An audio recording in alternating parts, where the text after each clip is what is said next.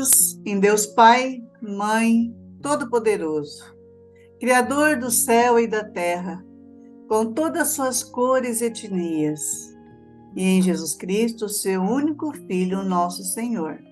Exemplo de humanidade, que foi concebido pelo poder do Espírito Santo, Ruá Divina.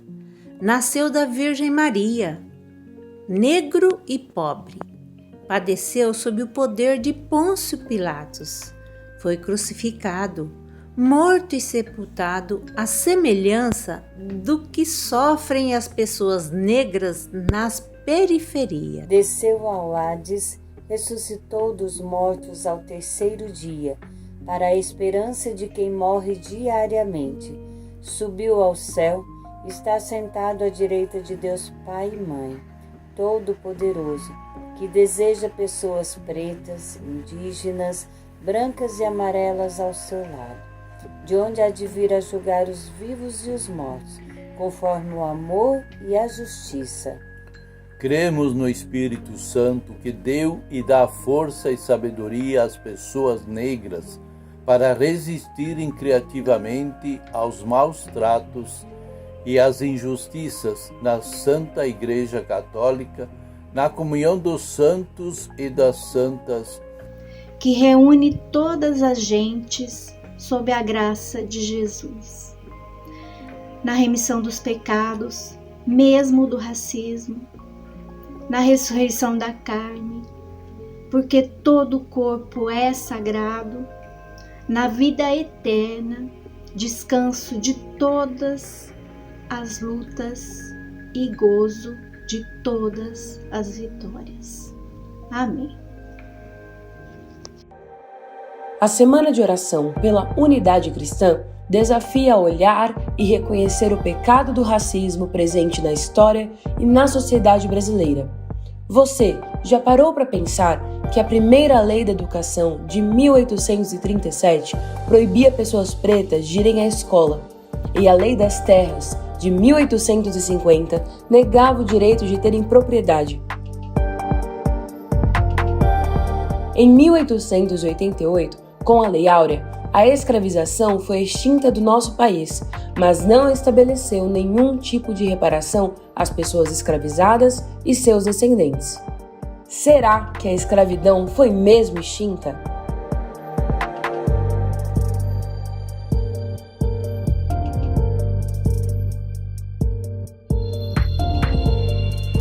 Foram quase 100 anos de luta do povo preto para que, finalmente, em 1988, o racismo fosse considerado crime.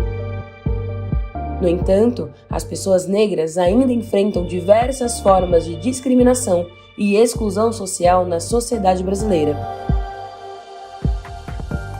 E há os que continuam usando textos bíblicos, como a maldição de Cã, para justificar e legitimar o racismo. Ainda há muito a ser feito para que a igualdade racial seja alcançada no Brasil. Que a Semana de Pentecostes, em que celebramos a unidade na diversidade, seja de proclamação do antirracismo como prática de fé em Jesus Cristo. Aprendei a fazer o bem, procurai a justiça. Não há lugar para o racismo na boa nova de Deus. Queridos irmãos e irmãs, paz e bem. O texto bíblico que ilumina a Semana de Oração pela Unidade Cristã desse ano vem do profeta Isaías.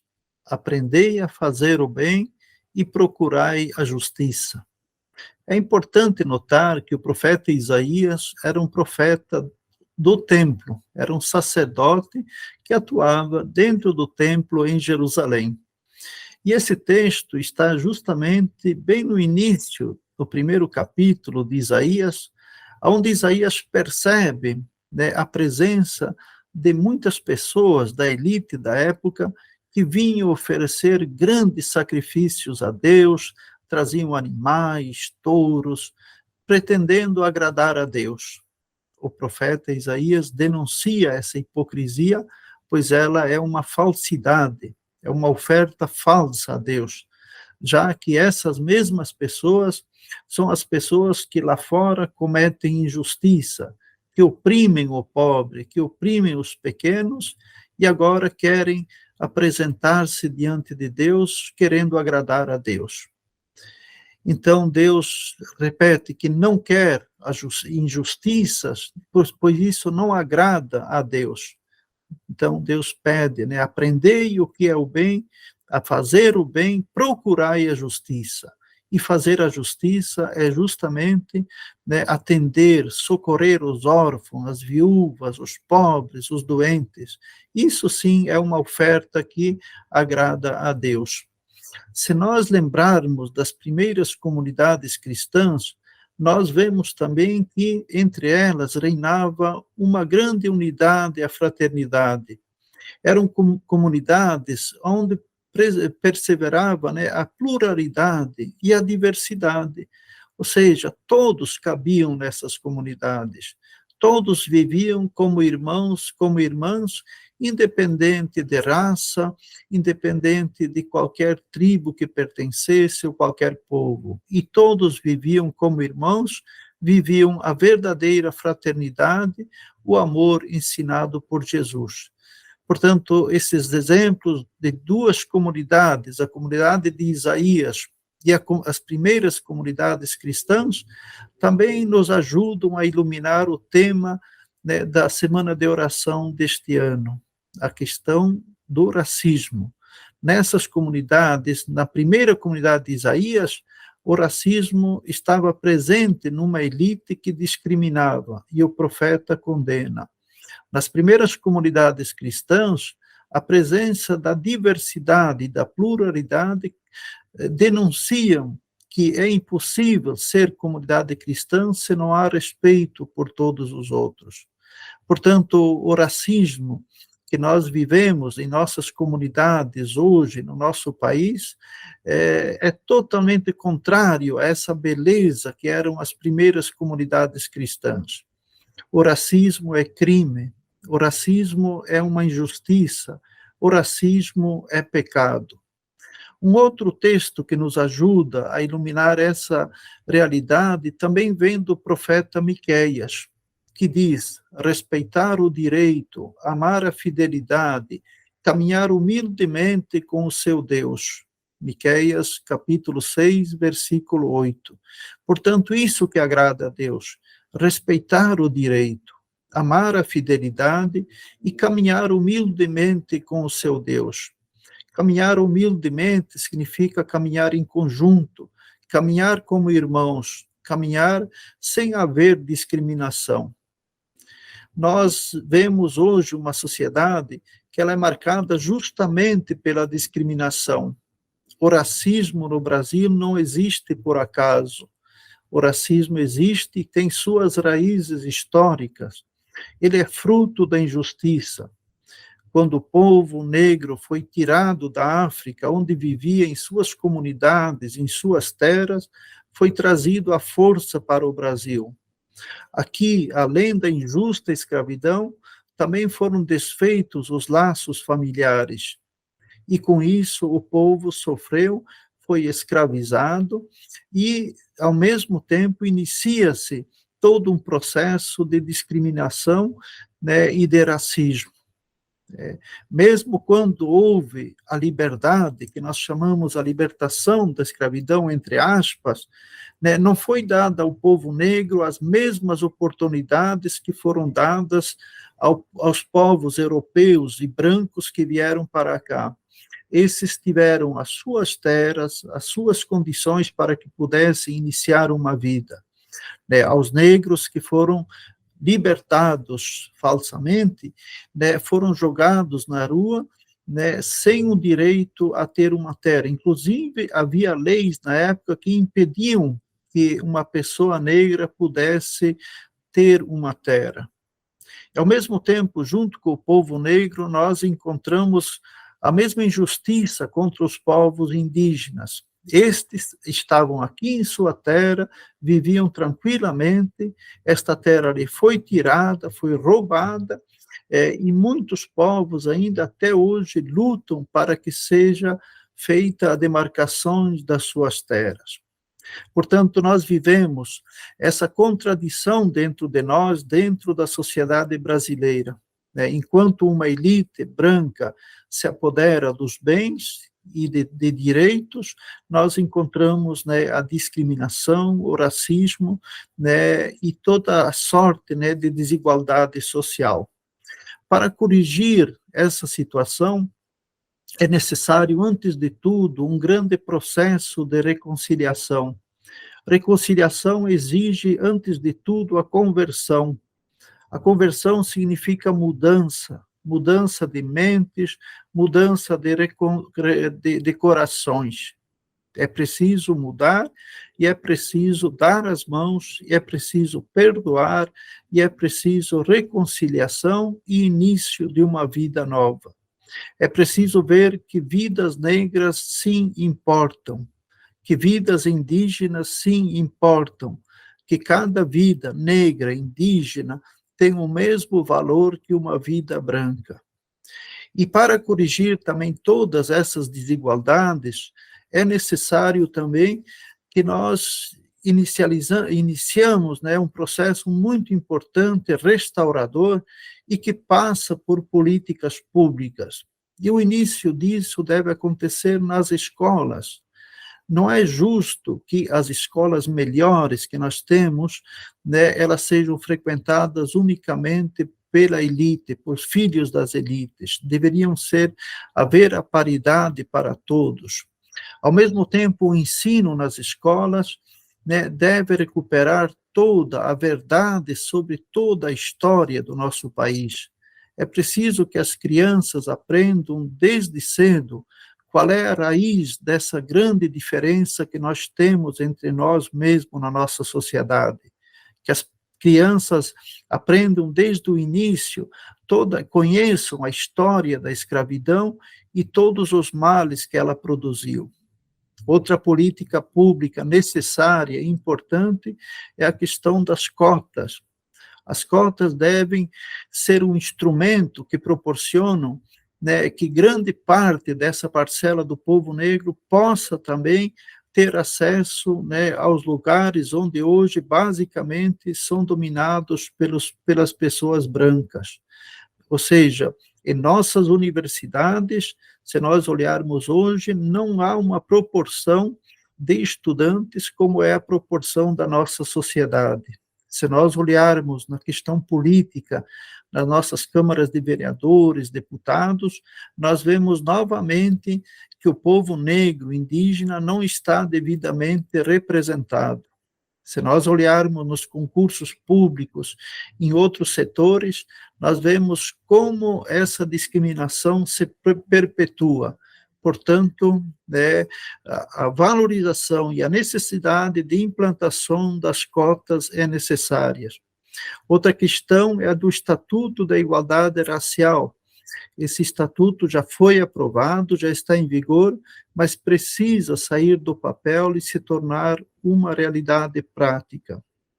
Nós também devemos aprovar, né, e fazer com que sejam cumpridas leis, né, que tornem crime o racismo. O racismo é um crime, é uma ofensa, é um mal contra, né, justamente as pessoas que são mais fracas e são praticado por aquelas pessoas que detêm mais poder e espaço. O racismo é crime e deve ser penalizado. Toda forma de racismo, como ofensas, espancamentos, discriminações, deve ser punido com leis duras, para que não se repita. As igrejas também têm a sua culpa também no processo, na questão do racismo, e também possuem também a sua tarefa a cumprir. É preciso dar espaço nas nossas igrejas para que os negros ocupem mais o seu lugar. É preciso denunciar, conscientizar as pessoas sobre o problema do racismo. Portanto, é um tema que deve fazer parte das nossas formações, né, das nossas homilias, do nosso dia a dia. O racismo, de certa forma, divide o corpo de Cristo. Paulo, na carta aos Coríntios, insiste que não haja divisões entre vós. O racismo é uma divisão, é uma discriminação. E o único lugar que não deveria jamais existir o racismo é dentro de nossas comunidades, porque Jesus nos ensinou que todos sejam um para que o mundo creia. Então, o mandamento do amor que Jesus nos ensinou deve ser não somente uma teoria, mas deve se transformar numa situação, numa vivência prática. O autor do livro do Eclesiastes parece que está falando, né, da sua experiência para os nossos dias de hoje, quando se expressa assim: vi ainda todas as opressões praticadas debaixo do sol.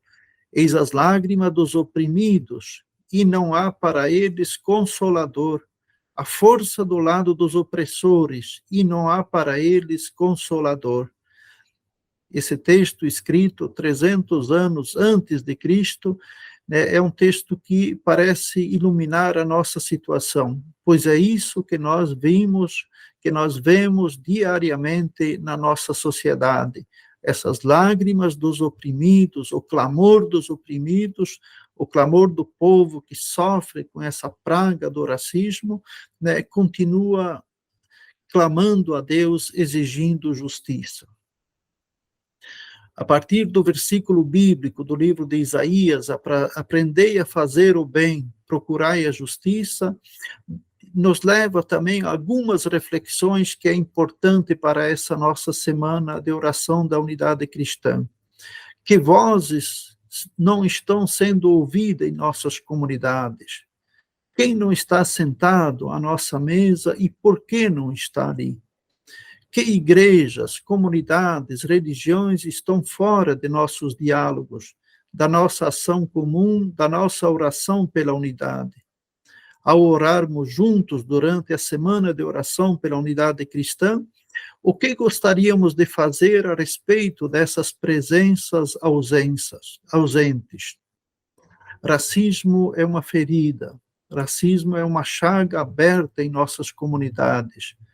É importante que nós tomemos primeiro conhecimento disso, tomemos consciência, e segundo, é que nós também fazemos a nossa parte e ajudemos a superar essa situação que é tão calamitosa em nossa sociedade, que ofende a nossa posição diante de Deus. Deus nos criou a imagem e semelhança de Deus, e por isso somos todos irmãos e irmãs. E em comunidade em que se vive como irmãos, não pode existir o racismo. Paz e bem. Deus justo, compassivo, sopra em nós o espírito da amorosidade, da justiça e da consolação, para que nossos laços sejam fortalecidos para viver em comunhão contigo e com as pessoas. Guia-nos com mão forte, amorosa, pelos caminhos da vida, que da tua companhia amiga aprendamos a fazer o bem e a excitarmos relações de igualdades pacíficas. Envolva-nos com tua graça para que tenhamos coragem para vencer as barreiras e a violência do racismo, dos preconceitos, dos privilégios e dos pecados que geram divisões. Dai-nos a tua ternura para que nosso coração esteja aberto a acolher a beleza da diversidade de tua criação. Anima-nos para o encontro com as diferentes culturas, tradições religiosas, etnias, línguas e cores. Deus de amor e misericórdia, sopra em nós a vida que vence a morte. Ajuda-nos a viver nas outras pessoas a tua face, para vencermos o racismo e os preconceitos. Dai-nos a tua paz, hoje e sempre. Amém.